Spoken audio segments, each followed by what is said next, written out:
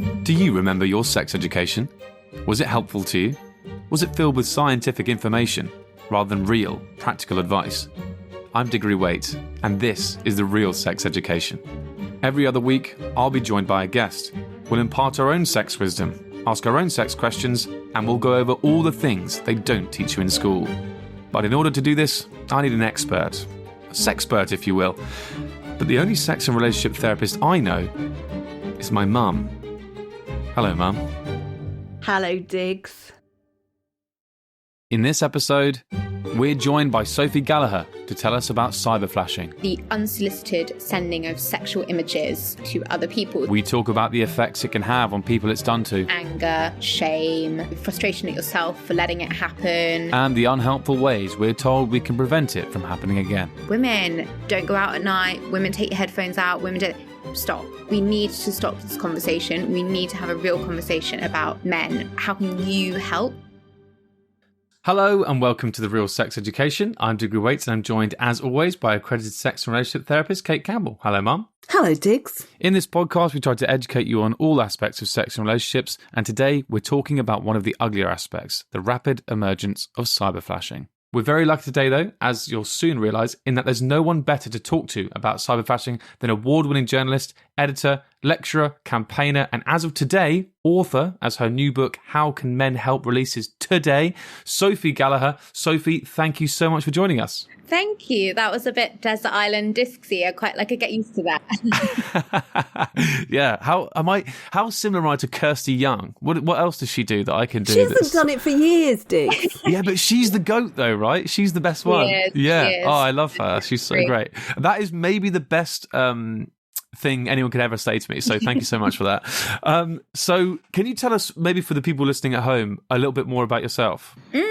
Yes. So I am a journalist by trade. I am a freelance features journalist, which means that I get paid to write, which is quite a cool job. I previously worked for The Independent and HuffPost, and now I write for people including the BBC, Financial Times, Stylist magazine. I also teach students how to write features as well. And I've just written a book. So keeping me busy, keeping me out of trouble most of the time.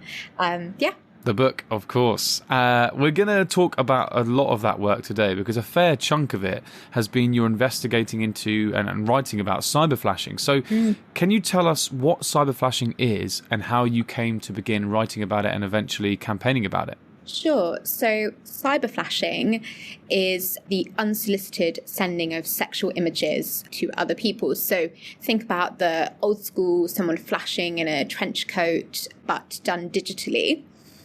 This is something that I started writing about initially in 2017 because it happened to me. So I was travelling home on the tube from work in central London, and we had pulled into a stop, and I don't know about your phone, but my phone automatically connects to the Wi-Fi, and while we were waiting in the station, I was sent 120, which is a phenomenal amount, sexual images of a man's genitals. I was really, really taken aback, as you might imagine, and then this kind of gave way to a bit of embarrassment and anger and all of those different things, because the way that it was sent via AirDrop, which is a Bluetooth function on Apple, although it can happen in lots of different ways, but it meant that even though I hadn't accepted the images being sent, I hadn't hit accept on my phone, I'd still seen them. I'd still kind of have seen what the person sent. And the range of that function means that you can only send it within about 20 feet. And that's sort of how big a tube carriage is, really. So I knew the person who'd sent these images was nearby, which obviously, really freaked me out. There was a kid sitting next to me. I was worried the child had seen. There were lots of different things going on here. So I got off the tube at my stop, was a bit wary because I didn't know if the person knew who I was specifically or had just sent it to a random phone. And so I was quite nervous about walking home. And then I tweeted out about it, as every good journalist does, took to Twitter in a rage. And my editor said, you should write about it. So I did. And when I wrote about it, lots of women started contacting me saying, oh, this happened to me. And I thought it was just a weird freak thing that only happened to me. And then, it kind of went from there, really. And the more I wrote about it, the more people came out and said, oh, this happened to me too. And it became really apparent that it was far more widespread than anyone had thought it perhaps was, which I think is probably true of lots of these kind of, I'm going to say, low-level kind of sexual harassment of women, and, you know, all people, but mainly women, that sort of happens every day, that you kind of just are conditioned to suck up and just kind of brush off a bit. And it was only when we started talking about it that we realised how extensive it was. I guess you were blown away by how big this was? You know what? I was shocked but not surprised, I think is how I phrase it, which I think is often the case when people come forward and share their experiences of violence or harassment. You're shocked and you're saddened, but also because the society we exist in and because of whatever, you're kind of also not totally surprised. And I think one of the... I think it might be slightly different now, although I haven't checked the numbers recently. But I think, and the numbers presumably will change again if the law changes, which it's meant to. But back in 2017, we had this slightly awkward situation where we would go to the British Transport Police or whoever, who have always been very supportive of this, I have to say. And they would say, well, we don't really have the data to show that this is a widespread problem, but because they don't have the data and it's not being said it's a problem, people then just think, oh, it's just a weird freak thing that happened to me, so they don't talk about it, they don't report it. And so it's self-fulfilling. You don't have the numbers because people don't know to report it. They don't know that it's a thing rather than just something odd that happened to them. And so, yeah, in the end, it was over 90 women came, and they were all women, came forward to talk about it in so many different places. You had public transport, of course, lecture theatres. I had a fresher email about one in a lecture theatre, restaurants, bars, all those kind of public spaces. And that's just airdrop, right? That's not the things that happen on dating apps or whatever, and, you know, that happens more in private spaces. But just with airdrop, it was, a real range of places, ages. That's the thing, you know, women of all ages from all up and down the country. Yeah. I think people minimise as well, don't they? When if you complain about something like that happening, they say, well, it's only pictures. Yeah. And nobody's got any idea about what that's triggering in the person it's happened to, what they've been through before, or what it means to them. It's so much more than is appreciated, so much more. Absolutely, absolutely. And you cannot, you know, our understanding, everyone's understanding of how the online and offline worlds work in synergy is obviously developing so rapidly as we all kind of, you know, modernize together. But I think particularly 5 years ago, there was still a very well, that's just online. It's just turn your phone off or just ignore it or whatever. And I think that completely, as you say, minimizes and underplays how harms work and how people can be traumatized by these things. You know, one person might sort of think, oh, it's nothing and brush it off. And for someone else, that might be a completely different experience. One example of a woman, I say woman, she was in her late teens, who was at one of the major rail hubs in London, and this happened to her. But she could see the man who was doing it. He was staring at her. He followed her around the station for a really long time. And thankfully, she was meeting her father. And so, I mean, you know, male protector, great. Just what we want is the solution. But fortunately for her, he came and the man moved away. But, you know, she said that actually for her, that was more terrifying than if he'd just walked over, let's say in a trench coat, you know, go really old school, in a trench coat and done that. Because in that instance, other people around would have seen, CCTV could have recorded it, all of those things. But the way it did happen, she was the only one who knew. And she said, actually, that was almost more threatening because I couldn't prove it was him, even though I was pretty certain. And no one else around me could see what was going on in the way that if it had been old school flashing, they would have been able to see, and it would have been very different. Yeah, and so airdropping is the one that, when I first thought about cyber flashing, I thought, you know, pandemic, everyone's on Zoom. Is it that sort of thing? Does that count in it as well, or Snapchat, things like that? Yeah, all of those things count. And actually, you know, Aisling Murphy, the lady who was killed in Ireland a couple of months ago when she went out on a run, there was a vigil held for her on Zoom after she was killed. And on that, a man came on and exposed himself to the women mainly who were gathered there honouring the life of this woman who'd been killed by male violence as well. And so that again is a form of cyber flashing. I think it was called Zoom bombing, or, you know, we've got all these terms, but it all amounts to the same thing, right? It's about exposure with, I would argue, an intent to distress or alarm or humiliate the person on the receiving end, made possible by digital technology. So whether that's Zoom or it's AirDrop or it's whatever, is those kind of old behaviors of flashing, but just with new techniques, with new platforms. And I think anyone who's done dating apps will be aware that I think this happens a lot there. And this, I'm always really at pains to stress to people that this isn't about moralizing people who share sexual images or what that, of course, like that's absolutely, that of course that's fine. Of course, you know, people can do that. This is about using them as a form of intimidation or harassment in a way that is non-consensual, unsolicited, on whatever platform that is. But for me, it started with AirDrop, and yeah, that was kind of my entry point into it. Yeah, and as I say, I think the thing with AirDrop as well is the proximity to it. That's just so, that's the scary part of it. I saw on one of the articles you wrote that a YouGov study found that 40% of women aged 18 to 40 had received unsolicited pictures. To be honest, what is kind of comes back to something that you said before, where you said you obviously it's shocking but not surprising. And I actually think there's going to be a lot of women listening to this now, particularly some of the younger ones, like you say, with the digital age as it is, who will probably think, that's me. They'll be thinking back to their time. What sort of effect does that have? What, you know, how do people feel after something like this has happened to them? Obviously, you know from first-hand experience, but also what about these other people that you spoke to?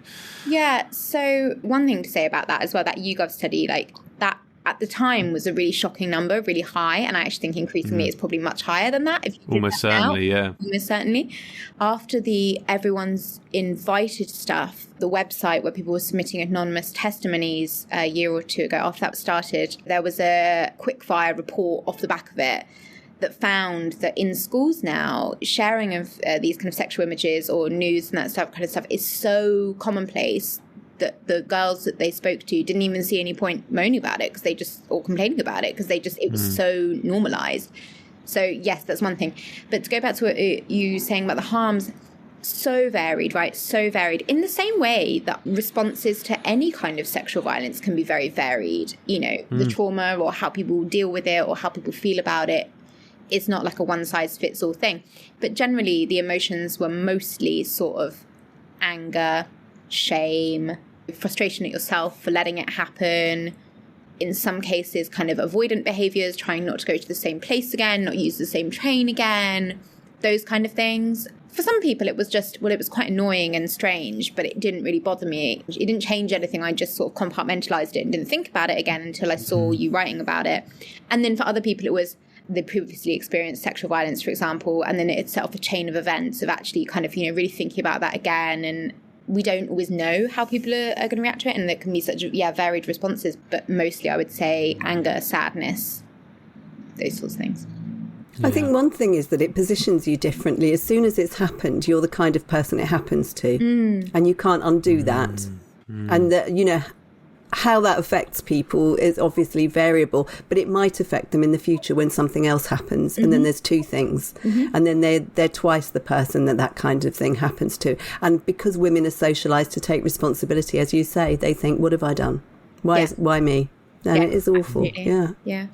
What I think a lot of people say, and I'd be interested to hear what you say about this, because I'll be honest, I roll my eyes a little bit at this, but I want to hear your answer, is when people talk about the specificity of the AirDrop thing, when people say, well, why don't you just turn your AirDrop off? Yeah, well... What do you think of that? Well, I mean, you know, why are you wearing such a short skirt? Or why did you get drunk? Or why did you even leave the house? You know? I think, you know what, with remarks like that, a lot of them, I think, are in bad faith. A lot of them, I think, are a derailment of a conversation that needs to happen. The ones that are in good faith, and by that I mean perhaps total ignorance, to people who feel compelled to say, and you know what, sometimes it is well-meaning people, your parents or your friends, like, oh, why did you do that? Why were you silly? And sort of, you know, allowed yourself to be exposed to harm. And it's sort of a reflex of like a protective thing sometimes. And I get that. And people say it almost as a reflex sometimes.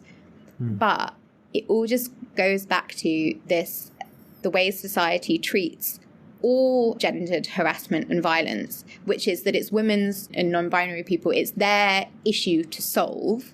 It is not on the perpetrators to address their behaviour or to change their behaviour. It's always just about, oh, you silly woman, why did you allow that to happen? You know there are these people out there who are just intent on harming you in whatever way, and you let them in, you gave them an in sort of thing. So I get it. Of course, if my airdrop had been turned off, it wouldn't have happened. I get that. But also, wouldn't it be nice if actually the conversation could be, why don't we address why people feel entitled to do that and try and stop that, rather than limiting all the ways that women might move in the world to try and reduce any possible moment that they might be harmed. And it's, to me, that response is on the same spectrum as, why are you wearing such a short skirt? Why did you walk through the park? Why did you... Because they all just basically imply you should know better. You know that people are looking to exploit you, and you kind of let them in, sort of thing. The victim shaming is just horrific. Yeah, it really is. Yeah, absolutely. Yeah. Really, really. And also it's like, well, okay, well then if my airdrop's turned off, but, you know, I'm still going to use Zoom for work. And we saw, you know, with the example I gave, that it'd be there. Or I might still use dating apps. You know, if it's limitation, it's victim shaming, quite rightly, as Cate says, and more explicitly often women shaming as well. I think, you know, there is that real gendered aspect to it. You know, and it is, I know I'm using very gendered men and women here, but that's because the data shows that largely that is the dynamic, right? And so, you know, instead of just accepting, well, that was always going to happen, you should have known better, can we not have a more grown-up conversation about how perhaps we could invite change and cultural change there? Absolutely. I mean, we've touched on it a bit, but there's an interesting past with the law on this, because obviously it was illegal in Scotland for a while, like, you know, for how long was that? So, well, no, it still is. So, well, yes, yeah. Yeah. So I think it was 2000. I'm pretty sure it was 2009. It's been a while in Scotland. Yeah. And that was partly because Police Scotland have often actually just been really more progressive on this stuff. And that's sort of partly to do with how the police is structured in Scotland and historic stuff and all this sort of thing. But I think I'm fair to say it wasn't a law that preempted this. It was more just a law that was smart in the way it was phrased, and so then ended up basically being able to catch it. Right. But it doesn't always necessarily mean that people are coming forward and reporting it, because that takes education and awareness, and it also takes cultural things about accepting that this is worth reporting, because that's still something we minimise. And then obviously the law here in 2018, the Women's Inequalities Committee, the government's own committee, concluded that actually the law was inadequate and it wasn't, you know, really going to cut the mustard, and so that there needed to be something else. And then we've sort of been on this road since then. Initially, the government sort of said, no, kicked it into the long grass. Then the Law Commission came in and essentially concluded the same thing, by which point there seems to be more political appetite for it. And I think particularly post Sarah Everard, which feels like a bit of a watershed in lots of ways, rightly or wrongly. Obviously, what happened was absolute tragedy. But for whatever reason, the public consciousness has really latched onto that one example. And so now we're seeing the government is trying to bring through the cyber flashing law, which is good. But there are some, you know, some concerns, primarily that the way it's phrased means that it's prerequisited on the person sending the images intending to do harm, basically, rather than it being illegal on the basis that the person receiving it didn't consent to it, which sounds kind of a bit jargony and like it doesn't matter. But in terms of actually making it like not a toothless law, it's really important, because to prove what someone was thinking is quite hard, whereas it'd be much easier to prove that person didn't consent to it. So it should be, you know. That's insane. So, because you think about those two things are the same there. If an ex-partner of mine was like, oh, I've shared videos with you on the internet without your consent, but I didn't mean to upset you. That's insane. And this is exactly the same. It's like, oh, well, but, you know, yes, I sent them something that's really upset them and distressed them, but like, aren't they happy to see it? That's crazy that's the wording. Yeah, it's just the way it's framed. And also I think it speaks to how we view it as a crime. So is it more important that a victim survivor didn't want it, and so the harms that causes, rather than, well, the person didn't mean to do any harm, so come on, just brush it off, it's fine, they didn't mean to hurt you. And we actually have seen this with the revenge porn law, which is crassly named, where there's a loophole where it also requires someone to intend harm, essentially. And I've interviewed women who've said, essentially, my ex-boyfriend admitted sharing videos of me on Pornhub or whatever, but he said that he really didn't mean to hurt me, and so the police can't do anything about it. And so, it'd be a shame to repeat those mistakes again, and you end up creating sort of a body of legislation that is just not protecting all the people it needs to be protecting necessarily. And also, if it doesn't go hand in hand, as I've said, with education and funding, teaching people in schools about why we need culture change and why we shouldn't be doing this in the first place, then, you know, it's just more sort of red tape, isn't it? So we'll see.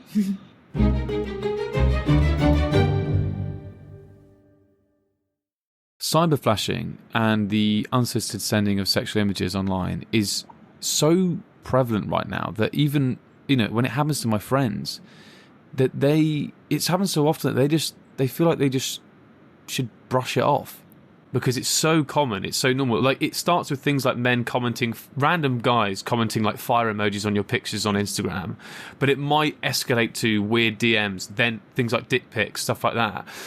Actually, one of the people that you spoke to, Caitlin, said, it feels like your only option is to block, delete, and move on. And I think that's definitely the case with my friends and stuff. And that's a weird place that we're in, where you feel like it just happens and we just got to get on with it. Mm-hmm. And that goes back to what we were saying earlier on about when people say, why did you have your airdrop turned on? Or why did you wear a short skirt? Or why did you get drunk? It's all the same thing, because actually we've accepted that societally it's easier to just say to women, block, delete, move on, shrug it off, move on, because that's the status quo. That's how it's always been. So it's easier to just say, just keep doing that, than to sit up and all look at ourselves and say, how have we got ourselves in this situation? There needs to be real change, real cultural change, because that requires some hard work. There's a great educator, a guy called Jackson Katz in the US, who talks a lot about male entitlement and has worked with the military and people like that.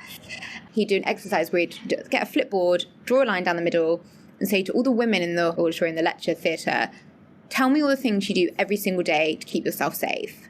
And the women obviously listed off, I wouldn't walk home through a park, I would walk with my keys in my hand, I'd walk down the middle of the road, if it's late, like not near the hedges or whatever.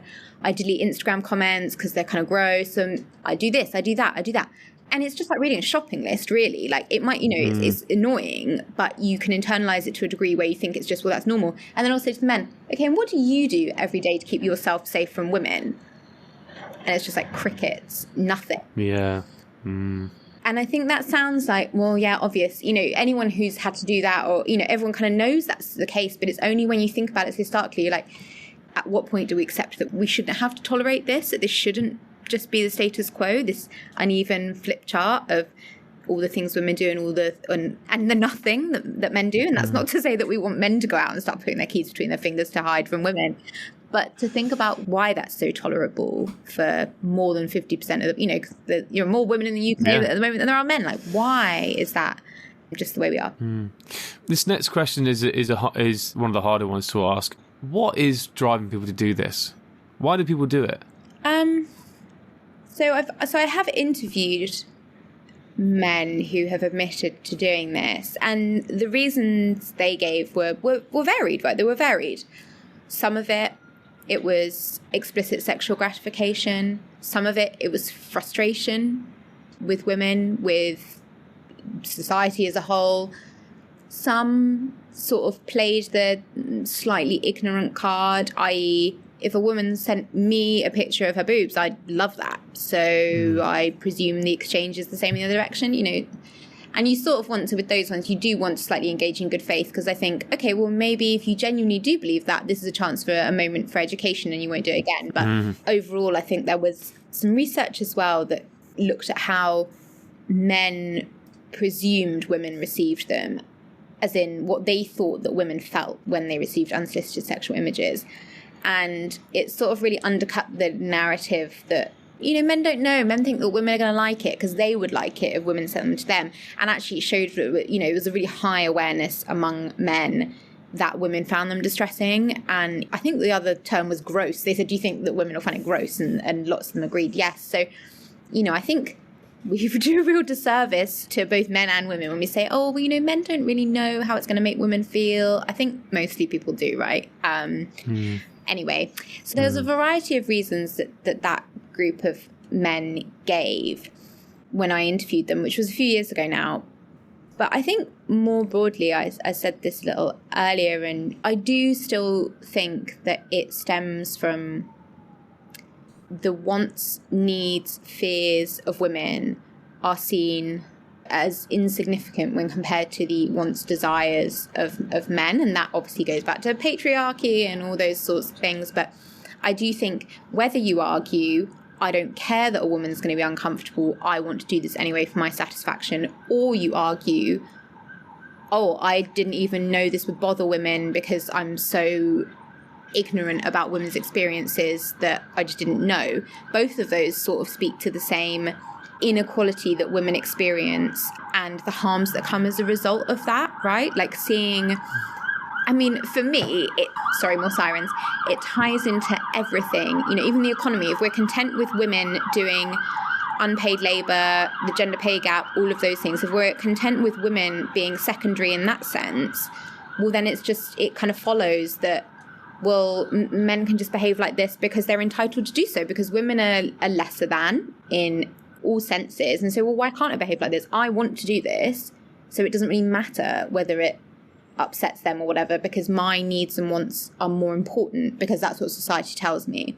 So that's a bit meta. But for me, we can't meaningfully start to address this in a real way, rather than just like a slap on the wrist, but people still do it anyway, until we start to have these conversations about gender and power dynamics right from the start, you know, in schools with young children, about why is it not the same in terms of power and inequality if a man sends a picture of his genitals versus a woman sending a nude? Why do men want that and women don't? And it's not because men are the sex gender and women are all prudes. It's not that. It's because there is a whole load of baggage and power dynamics that come with that.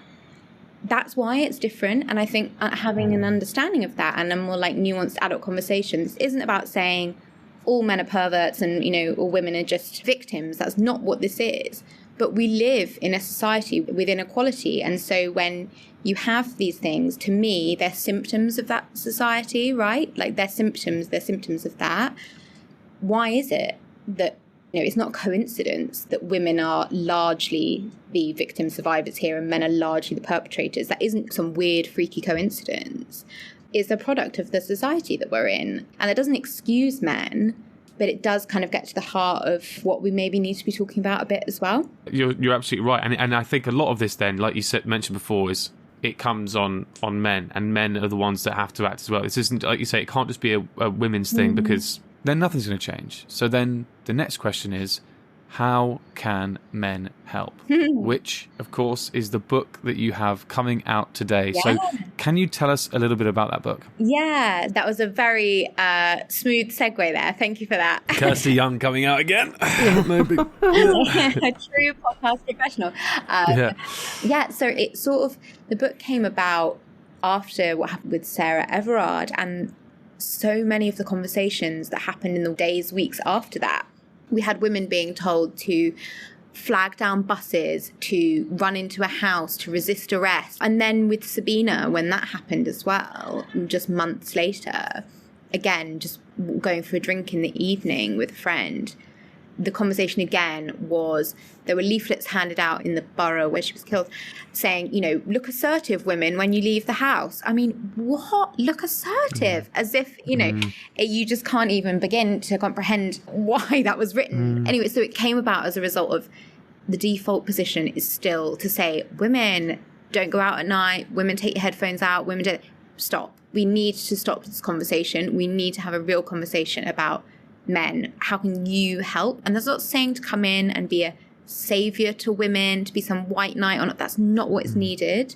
But we need to change the conversation to include men and imbue men with a sense of responsibility that this is your issue as well. And it's for men, but also for those who love men and care about men. So kind of for everyone, about how we begin to look at the situation we're in. We look at the stats, we look at history, we look at the economy to kind of frame this inequality.